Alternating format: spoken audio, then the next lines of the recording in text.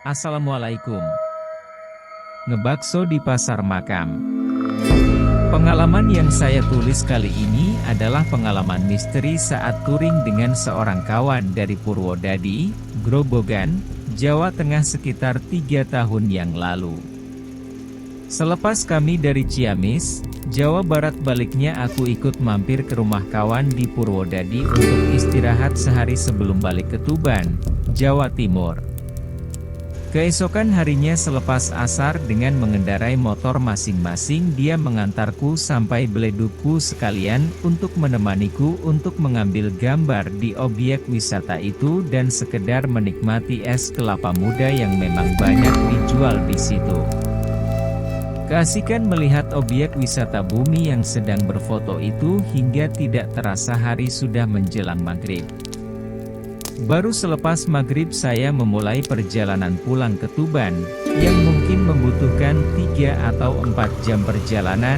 Maklum jalan alternatif Cepu Semarang ini rusak parah waktu itu. Sebenarnya saya sudah merasa ada yang lain saat akan memulai perjalanan pulang ini. Sejak saya meluncur dari Beledugku, saat motor yang saya kendarai memasuki kawasan Kecamatan Kradenan, Grobogan, tiba-tiba ban bocor. Untungnya masih ada satu tukang tempel dekat kantor kecamatan masih buka. Setelah itu ketika memasuki Kecamatan Gabus tiba-tiba lampu depan mati. Terpaksa saya berhenti di Pasar Sulur Sari untuk memperbaikinya. Beberapa saat setelah lampu kembali normal saya lanjutkan perjalanan. Sekitar 1 jam saya baru masuk Randu Belatung, Blora, Jawa Tengah. Sekitar 1 jam kemudian melintasi area hutan jati barulah saya sampai ke wilayah Klopo Dhuwur, Blora yang terkenal dengan wong saminnya itu. Kurang dari 3 menit kemudian saya sudah memasuki pusat Kabupaten Blora dan langsung mengambil jurusan Bojonegoro. Lepas dari Batalion 410 Blora sekitar 500 meter tiba-tiba tanpa sebab mesin motor mati. Sebelumnya ini belum pernah terjadi di samping masih tergolong motor yang baru saat itu sebelum berangkat touring saya selalu mempersiapkan motor sesempurna mungkin. Sedikit jengkel, saya tepikan motor ke tepi jalan dan memang jalanan saat itu masih ramai dari arah Blora menuju Bojonegoro, Jawa Timur. Belum sempat menyandarkan standar saya dikejutkan oleh suara yang tiba-tiba oleh wanita tua, dari mana datangnya saya tidak jelas. "Mas, boleh saya minta tolong?" kata wanita tua itu. Saya menoleh ke arah lelaki tua itu yang menyapaku itu. "Apa yang bisa saya bantu Mbah?" jawabku. "Saya boleh menumpang sampai di Bogorejo, mau naik ojek sya tidak ada uang, Nak," kata nenek tua itu bernada melas. "Oh monggo Mbah, kebetulan nanti saya lewat situ. Tapi sabar dulu ya Mbah, motor saya agak rewel, saya akan cek dulu mesinnya sebentar." Saya sama sekali tidak memperhatikan lagi wanita tua itu, saya terus konsentrasi dengan motorku. Setelah mengecek kondisi mesin, ternyata tidak ada sedikit masalah apapun terhadap mesin motorku. Begitu mesin motor saya starter langsung menyala, saya segera melanjutkan perjalanan yang sebelumnya mempersilahkan wanita tua itu segera naik ke motor.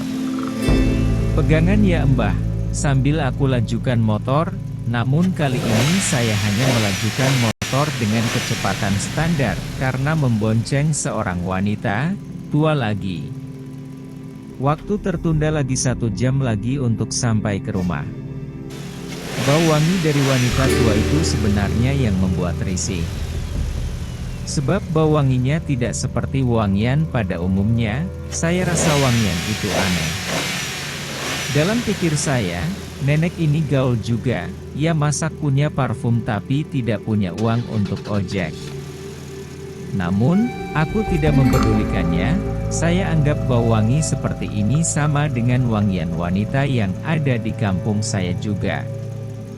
Umumnya pada helatan hajatan kebiasaan mereka memakai wangian, namun yaitu tadi menyengat. Dalam perjalanan tidak banyak yang saya bicara dengan nenek itu, sebatas mengingatkan untuk pegangan saja. Di samping itu saya harus berkonsentrasi mengemudikan motor. Ketika memasuki Kecamatan Bogorejo, Blora saya mencoba bertanya pada wanita tua itu. Tetapi sama sekali tak ada jawaban dari wanita itu. Tidak dengan barangkali pikirku, karena waktu saya tanya sama dia kondisi motor sedang berjalan. Sampai di dekat pasar Bogorejo saya bertanya lagi pada wanita itu. Namun tetap tak ada jawaban. Saya tepikan motor di dekat simpang tak jauh dari pasar dengan tujuan hendak bertanya kembali pada wanita itu, namun saat saya menoleh ke belakang saya sangat terkejut. Wanita yang saya bonceng raib entah kemana perginya. Sekedar informasi, jalan alternatif dari Blora menuju Kenduruan, Tuban, Jawa Timur ini adalah jalan sempit dan sebagian besar melewati areal hutan jati perhutani. Karena sudah merasa terlambat dan semakin beranjak malam, saya berusaha tidak peduli apa yang barusan terjadi sekalipun dalam hatiku penuh tanda tanya. Karena jalanan bergelombang saya tidak bisa memacu motor lumayan kencang meskipun jalanan lenggang. Lepas dari Bogorejo ini saya memperlambat motor karena di kejauhan tampak banyak lampu seperti ada orang tontonan orang sedang punya hajatan. Ternyata bukan. Setelah saya berhenti di situ, keramaian itu seperti pasar malam tapi tidak ada komedi putar di situ. Seperti pasar malam pada umumnya, banyak sekali orang keluar masuk tempat tersebut, selain menikmati makanan dan banyak juga mereka yang coba membeli pakaian. Karena semenjak tadi masih di atas motor segera saya tepikan dan bergegas memasuki pasar tersebut yang boleh dibilang ramai meski malam sudah mulai beranjak tua. Karena tujuan masuk ke pasar malam ini adalah untuk mengisi perut, setelah mencari kesana kemari, tak jauh dari tempatku berdiri ada satu warung bakso.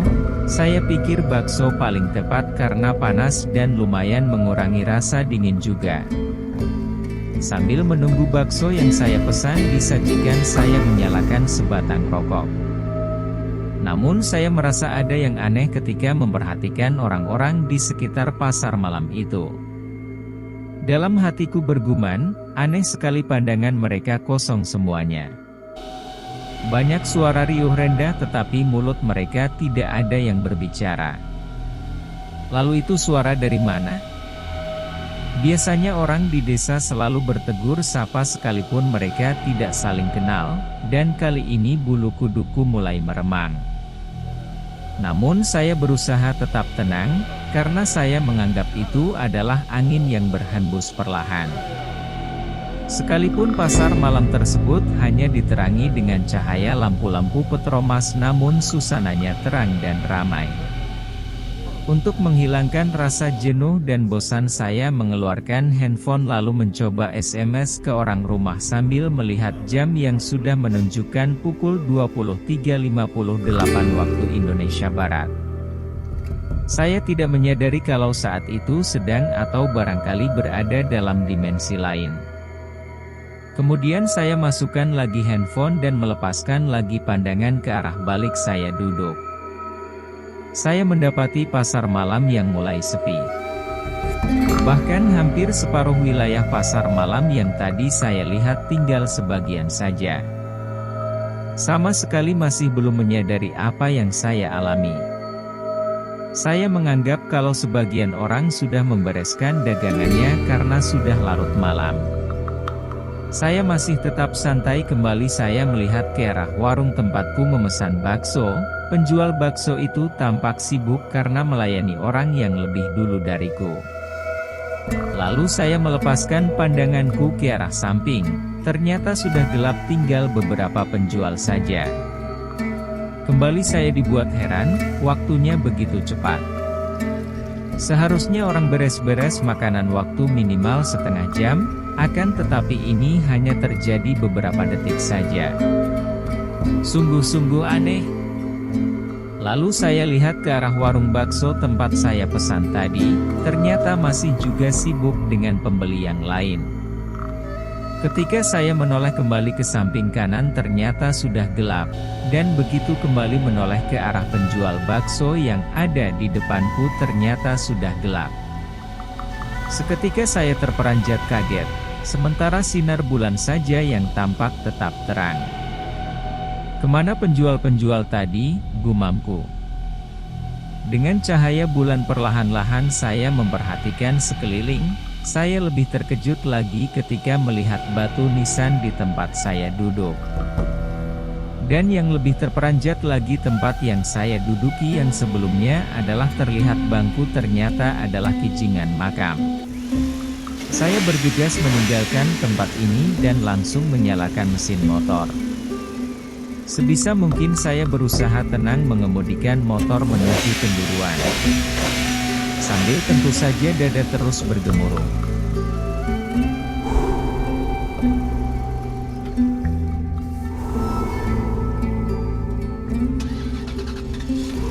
Sekian dulu cerita singkat yang bisa saya wakilkan dengan bahasa.